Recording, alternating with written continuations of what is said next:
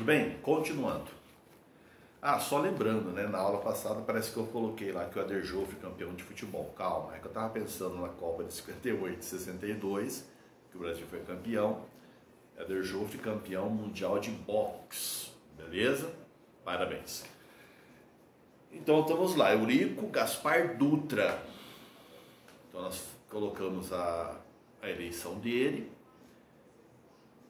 Tínhamos falado da participação do PCB com o Fiuza, com muitos votos, e a eleição de candidatos a deputado pelo Partido Comunista Brasileiro e que também elegeu o senador, isso, Luiz Carlos Prestes, foi eleito aí senador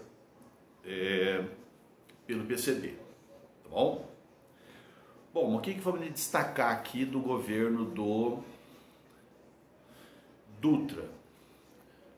Vamos dizer assim, economicamente não foi nada bem, na maior parte, né? Gastou quase tudo que tinha acumulado o Getúlio Vargas. Politicamente até que foi, exceto o fato de ter colocado o PCB na ilegalidade. Então veja, não dá para dizer, foi bom totalmente nisso, ruim naquilo, totalmente. Então vamos lá, politicamente, qual foi a grande destaque do Eurico Gaspar Dutra?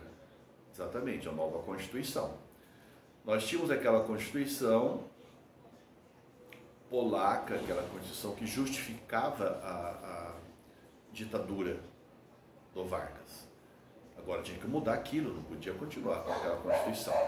Então foi promulgada, então feita democraticamente, não como outorgada como a anterior, promulgada em 1946, uma nova Constituição.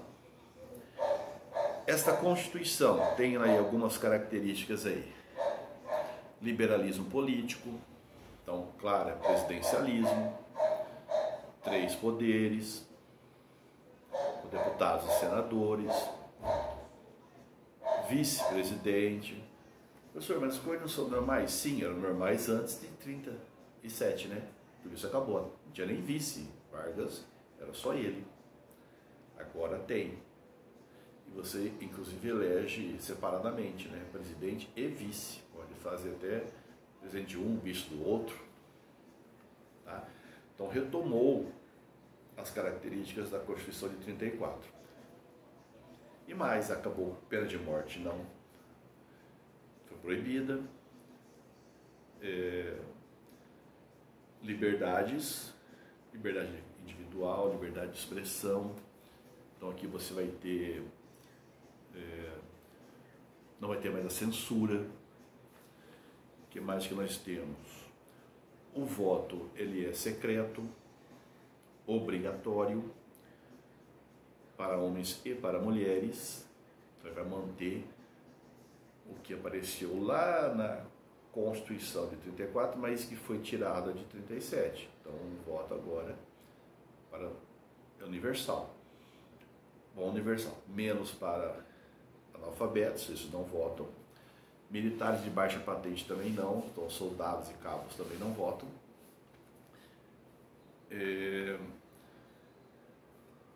Mulheres, já falei que vota. Vai ter uma limitação do direito de greve. Vamos ver depois, inclusive, que na maior parte essa limitação torna quase impossível fazer greve, mas elas acabaram acontecendo.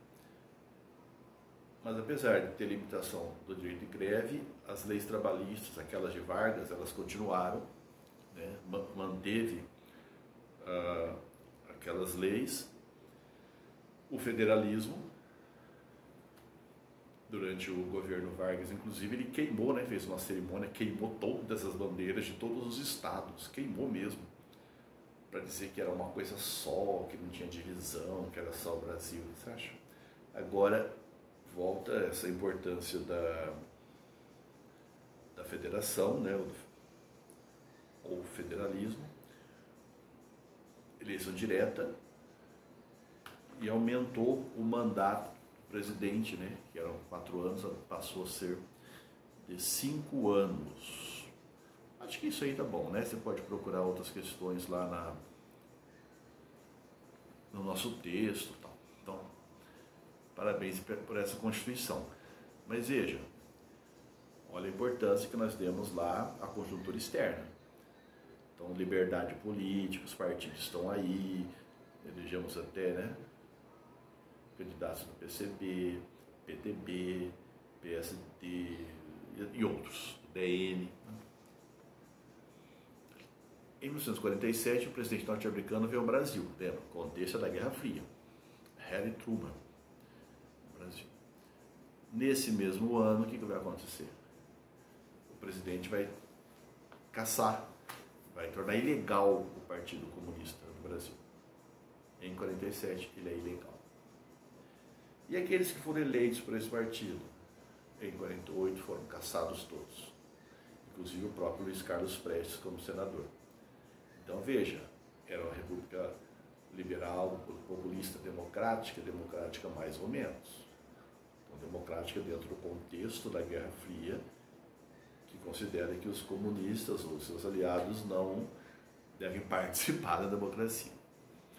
Então tornou ilegal aqui o Partido Comunista e caçou os seus parlamentares. Tá bom? O que mais que nós temos? Bom, isso aí. Na parte econômica, começou muito ruim. Por que começou ruim? Porque ele optou pelo liberalismo. Lembra que na época do Vargas, governo centralizado, controlava tudo. Liberou. Então, mercado externo total. Entrou uma porção de produtos aqui, sobretudo produtos dos Estados Unidos. Então, aqui nesse período, nós estamos o quê? Predomina cada vez mais nos Estados Unidos sobre o Brasil. Já estava sendo assim anteriormente. Porque consolida. Pós Segunda Guerra, a supremacia norte-americana aqui é praticamente total, né? Mas muitos produtos que foram importados já tínhamos aqui, produzíamos aqui. Então acabou prejudicando a indústria nacional. E muitos produtos supérfluos, desnecessários. Aí o governo, obviamente, que percebeu, estava muito difícil. Tudo aquilo que foi acumulado no governo Vargas, em termos de capital, né, em termos de riqueza, foi embora aqui, virou pó. Muda a postura e centraliza mais, deixa de ser tão liberal, centraliza mais a política econômica. Tá? Em 47 mesmo, o governo vai criar o plano SALT. SALT, saúde, alimentação, transporte e energia. Na verdade, nunca foi posto na plenitude, em prática. Mas vamos dizer assim, deixou de ser tão ruim. Tá? Acabou. Para alguns textos, só isso que ele fez. Deixou de ser tão ruim, deixou de piorar. Para outros, até que melhorou um pouco. Né? Fala-se em crescimento de 6%, tá? Razoável. Então, plano SALT é o Truman, é o Dutra. Lembrar, e depois não ver outros planos, eu vou lembrando de cada um. Não tem que decorar isso, mas vão lembrar. O Dutra também iniciou a construção da rodovia que liga o Rio de Janeiro a São Paulo-Rio, que hoje tem o nome de rodovia, né? Dutra. É isso do conteúdo. Faltava só esse pedaço, o celular tinha estado travado, por isso que eu voltei. Duas questões, vamos ver quais são. Primeira questão.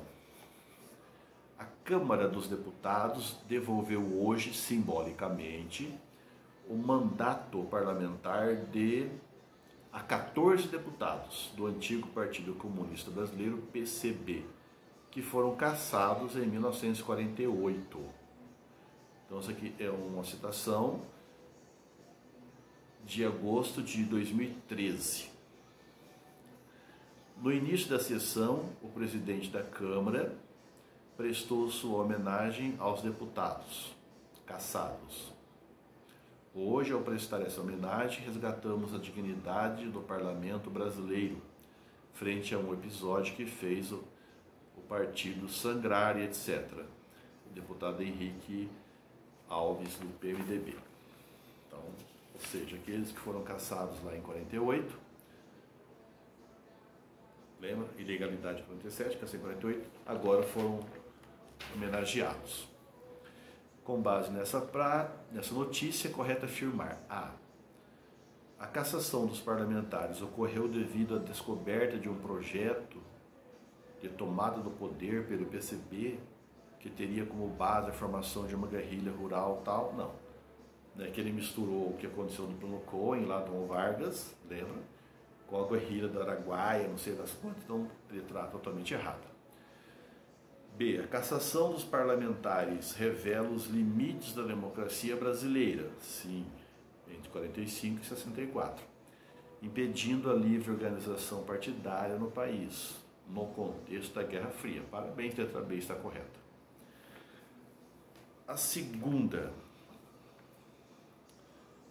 essa primeira aqui é do Enem, não, Fundação Getúlio Vargas.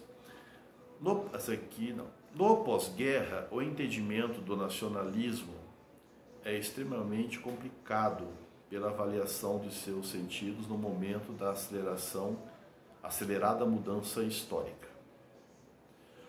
Os aliados derrotaram exatamente os nacionalistas racistas e imperialistas do nazifascismo. Contudo, é também no imediato pós-guerra que o termo reaparece, referindo-se à descolonização, às novas nacionalidades e às práticas defensivas de economias fragilizadas. Então, esse termo aí de nacionalismo sempre acabamos vendo como oposto do internacionalismo. E internacionalismo é aqueles movimentos mais à esquerda, né, com comunismo e tal. E o nacionalismo extremado é o nazifascismo. Mas ele ganhou também outras conotações. Ele fala na descolonização da Ásia e da África, a ideia nacionalista contra o invasor imperialista. Tá bom? E aqui no Brasil também, vamos ver. Ó. No Brasil, o tema, o nacionalismo, né, apresentado pelo texto, foi caracterizado pelas discussões entre os integralistas e a Aliança Nacional Libertadora, cujos resultados, pode até parar aqui, que está falando da época do Vargas, lembra que tinha lá integralistas lá do Anauê, aquele povo fascista, e Aliança Libertadora do Prestes, nada a ver então. B. Pelo estímulo às revoltas nacionalistas, separatistas, não, né? Década de 50, não temos isso daqui, está errado. Isso aqui daria certo se estivesse falando lá da descolonização da Ásia e da África, e não no Brasil.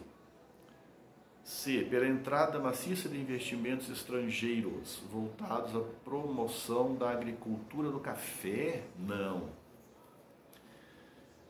Pelo embate entre dois projetos de desenvolvimento, sendo um deles defensor da entrada de capitais estrangeiros e o outro da intervencionismo do Estado. Essa aqui, peraí, não entendi. Lembra no começo que eu falei da aula passada, agora há pouco? Tinham duas grandes tendências aqui. Nós chamamos uma de nacionalista progressista e outra de liberal conservadora. Então, essa liberal conservadora, então ela era liberal na economia, conservadora no mundo da política, no mundo dos direitos, das conquistas. Então, eles aceitavam a ingerência, a vinda de empresas estrangeiras, de capital estrangeiro aqui e tal. E eles eram conservadores no campo da política, como falei. Os nacionalistas progressistas, eles eram nacionalistas no campo da economia, então eles não queriam ingerência estrangeira, não queriam capital estrangeiro. Se tivesse, tinha que ser muito bem controlado, né? E progressistas no campo da política, no campo dos direitos. Alguns chegou a falar assim, eles eram conservadores na economia, nacionalistas na economia, liberais na política. Enquanto que que os anteriores aqui, esses mais liberais conservadores, vão ser conservadores contra os direitos, liberais na economia. Então combina com o que está aqui, ó. Um deles, defensor da entrada de capitais estrangeiros, são os liberais conservadores. E o outro, defendendo o intervencionismo do Estado, os nacionalistas que querem que o Estado impeça essa ingerência estrangeira, tá? E são também progressistas no campo das conquistas. Acho que é isso. Lembrar também que quando o Dutra fechou o Partido Comunista, tornou ilegal e caçou tal, isso também atingiu o mundo social, o mundo dos movimentos, tá? O sindical. Tá? Mais de 400 sindicatos sofreram intervenção desse governo, até os anos 50. Até a próxima, abraços.